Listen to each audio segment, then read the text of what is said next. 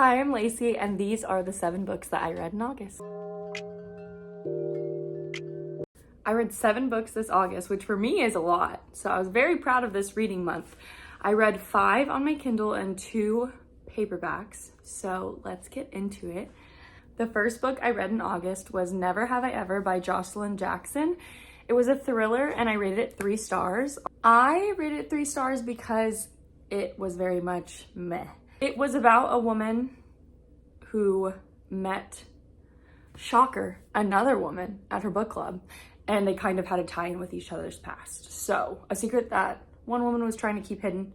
Can't even remember their names. The original woman had a secret, and the new woman that she met at her book club randomly also knew that secret. So, she was kind of just going and trying her best to conceal it, and it kind of goes back and forth between her life in the past, where you learn what the secret is, and then her life now with this person who's threatening to expose the secret.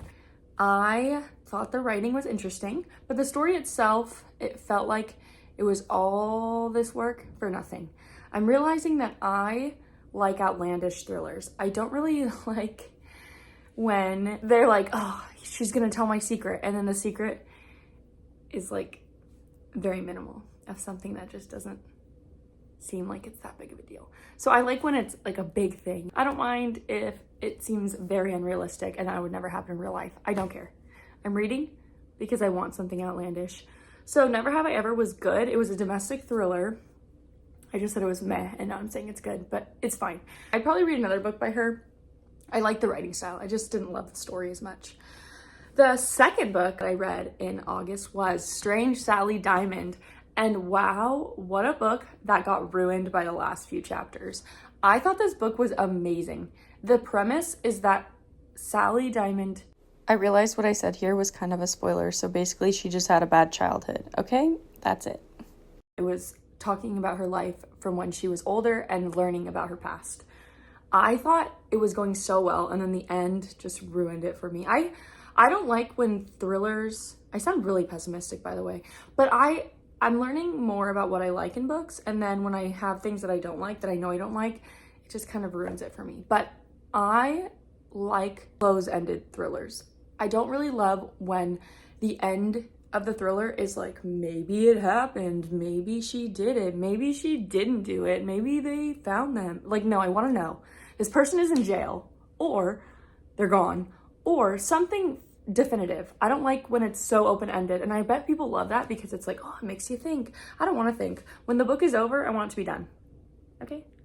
All right, my third book of August and my first physical copy was Passenger Princess by Morgan Elizabeth. I actually have the actual cover now. This is the special edition pre-order from Steamulet, but I have the other one in my room. But I love this book. This book is the definition of giddy, kicking your feet, enjoyable romance. I think if you need something that's going to make you happy, it is a pageant queen going on a 3-month road trip with a bodyguard. It's amazing. The guy, top-notch acts of service / gift giving. I think I could never figure out which one it was. The couple, I loved them. I thought it was so fun to read. I read it in one sitting. It was that good, so definitely recommend. The next book, the book number 4, is once again another thriller from Kindle. It's called Force of Nature by Jane Harper. It was a company retreat. They went, a group, 5 males from the company, 5 females from the company. They went on this retreat. One ends up missing, and you're trying to figure out what happened. That's what it is. I thought it was interesting. It didn't really pull me in to the point where I wanted to keep reading, but I did, and I finished it, and it was okay.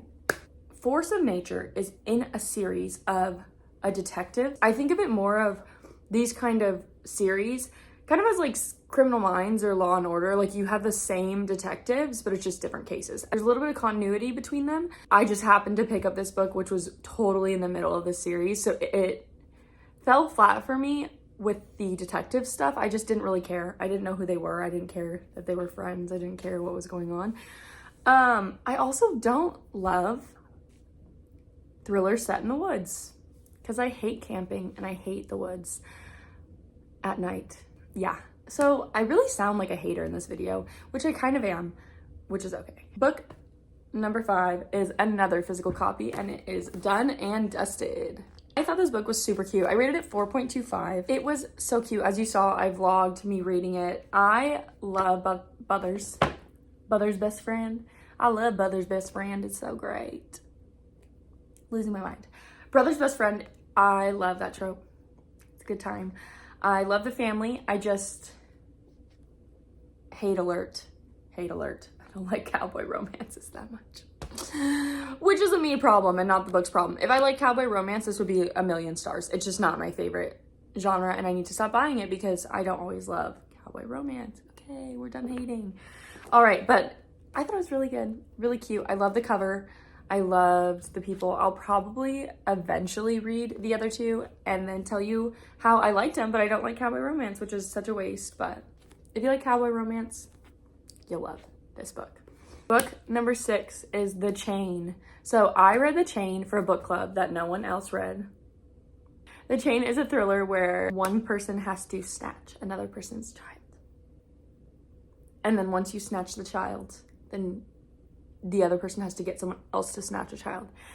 And then you get your child back. So it's a chain of criminal activity, essentially. And I found it good. It's 4 stars. Of course it was good. It was really interesting. It's an interesting concept to write about. I just didn't. Okay, I was spoiling something again, but it was okay. It was kind of irritating. The last book that I read in August was The Drowning Woman, which I also made a vlog on. So The Drowning Woman follows Lee, a woman who was made homeless. She was fleeing from something in New York, and she also lost her business due to the pandemic. So she flees to the other side of the country.